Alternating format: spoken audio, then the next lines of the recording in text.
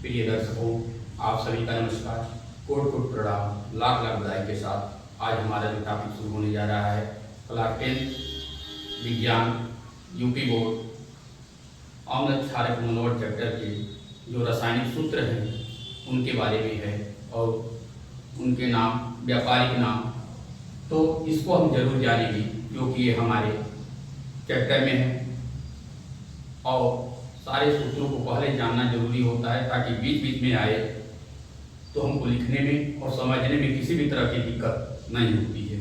तो इसलिए पहला जो हमारा फार्मूला दिया है वो है सोडियम हाइड्रोक्साइड, यानी OH इसका फार्मूला दिया हुआ है। इसको हम कास्टिक सोडा या लाइम भी कहते हैं, व्यापारिक नाम है इसका।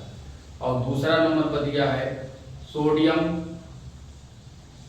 कार्बोनेट डेका हाइड्रेट, यानी सोडियम कार्बोनेट का फार्मूला है। इसका फार्मूला Na2CO3 × 10H2O।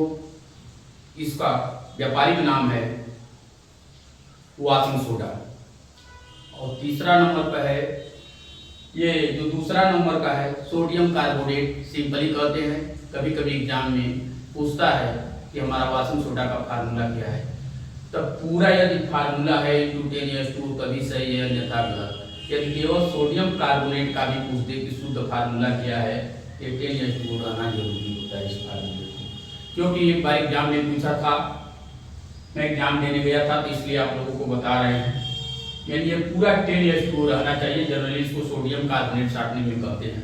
और दूसरा नंबर पर सोडियम हाइड्रोजन कार्बोनेट या सोडियम बाइकार्बोनेट NaHCO3, इसका व्यापारिक नाम है बेकिंग सोडा या खाने का सोडा। तीसरा नंबर पर है कैल्शियम ऑक्सीक्लोराइड या कैल्शियम हाइपोक्लोराइड CaOCl2 या CaOCl, इसको ऐसे भी लिख सकते हैं CaOCl ब्रैकेट में या Cl बाहर, ये भी है, इसको विरंजक चूर्ण कहते हैं। और पांचवें नंबर पर है कैल्शियम सल्फेट हेमीहाइड्रेट या प्लास्टर ऑफ पेरिस, व्यापारिक नाम है इसका। इसका फार्मूला होता है CaSO4 हाफ H2O। जब भी हाफ लगे उसको हेमी बोलते हैं, जब भी वाटर लगे, हाइड्रेट लिखा है या इक्वा लिखा है तो H2O जरूर लगा है। और छठा नंबर पर है कैल्शियम सल्फेट डाइहाइड्रेट, इसको हम जिप्सम का फार्मूला है। और इसका CaSO4 × 2H2O। तो इस तरह से इनका नाम हो गया रासायनिक नाम, इनका सूत्र हो गया, जो ब्रैकेट में लिखा गया है वो व्यापारिक नाम है। यदि ये सारा चीज आप जान लेते हैं, NCERT में इनका जिक्र है, इनके गुण यानी इनका निर्माण, इनका उपयोग यदि हम जान लेंगे, हमारा 2 या 3 नंबर फिक्स जरूर हो जाएगा। कभी कभी पूछ देगा ये फार्मूला, ये किसका फार्मूला है, NaCO3 का रासायनिक नाम क्या है या व्यापारिक नाम क्या है, 4 विकल्प दे देगा, उसमें से छांटना होगा, या बोल देगा बेकिंग सोडा का निम्न में से फार्मूला क्या है। तो इस तरह से आते हैं। और यहाँ पर एक चीज हम देख रहे हैं कि sodium hydroxide NaOH, sodium carbonate Na2CO3 × 10H2O, और सोडियम हाइड्रोजन कार्बोनेट। तो देख रहे हैं तीनों नाम Na से शुरू हुआ है और यहाँ हाइड्रोजन है, तो इसके लिए हाइड्रोजन कार्बोनेट या HCO3 को बाइकार्बोनेट बोलते हैं। तो इसलिए आप लोगों को पूरी तरह से याद हो गया होगा। और इसमें आ गया 3 जो है कैल्शियम से शुरू है, कैल्शियम ऑक्सीक्लोराइड CaOCl2, फिर कैल्शियम सल्फेट हेमीहाइड्रेट, और उसके बाद से है कैल्शियम सल्फेट डाइहाइड्रेट। इस तरह से इन फार्मूलों को याद करने में, यहाँ पर 2 है, H2O के आगे हाफ लगा देंगे तो POP का फार्मूला बन जाएगा। यहाँ पर इस हाफ को हटा करके यहाँ 2 लगा देंगे तो जिप्सम का फार्मूला बन जाएगा। तो इस तरह से आप लोग देख रहे हैं कि कितना आसान है। और यहाँ पर Ca के बाद OCl2 लगा देंगे तो विरंजक चूर्ण का बन जाएगा। यानी याद करना बहुत आसान है, इसमें ज्यादा दिमाग लगाने की कोई जरूरत नहीं है। अब यहाँ पर है जिंक सल्फेट, इसी चैप्टर के कुछ रासायनिक और यौगिक हैं। सोडियम जिंकेट Na2ZnO2, इसका काम इलेक्ट्रोप्लेटिंग में किया जाता है, गैल्वेनाइजेशन प्रोसेस में। सोडियम हाइड्रोक्साइड पर जब जिंक की क्रिया कराई जाती है तो हाइड्रोजन गैस मुक्त हो जाती है, उसी की क्रिया है यहाँ पर एस्टिकम CH3COOH। अब यहाँ पर एस्टिक अम्ल जो होता है एक कार्बनिक अम्ल है, हमारा वीक अम्ल है। और एस्टिक अम्ल सिरके में पाया जाता है। सिरका क्या होता है? 5% aqueous solution of acetic acid is called vinegar. इसका परसेंटेज अलग अलग हो सकता है, 5 से 7 भी हो सकता है, 5 से 10 भी हो सकता है। सिट्रिक अम्ल C6H8O6 सिट्रिक अम्ल का C6H8O7 ये कहाँ पाया जाता है? खट्टे पदार्थों में, जैसे संतरा हो गया, मौसमी हो गया, नींबू हो गया, उसमें पाया जाता है। तीसरा नंबर पर है यहाँ टार्टरिक अम्ल C4H6O6 टार्टरिक अम्ल इमली में पाया जाता है। ऑक्सैलिक अम्ल C2H2O4 ऑक्सैलिक अम्ल हमारा टमाटर में पाया जाता है।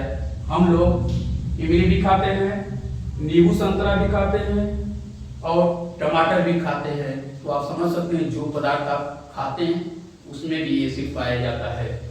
लैक्टिक अम्ल C3H6O3 लैक्टिक अम्ल दूध जब खट्टा होता है दूध में पाया जाता है। खट्टा होने का गुण इसी के कारण होता है, जब हमारा दूध से दही बनता है तो वह एक बैक्टीरिया के कारण बनता है, उसका नाम है लैक्टोबैसिलस। तो यहीं से वो लिया गया है।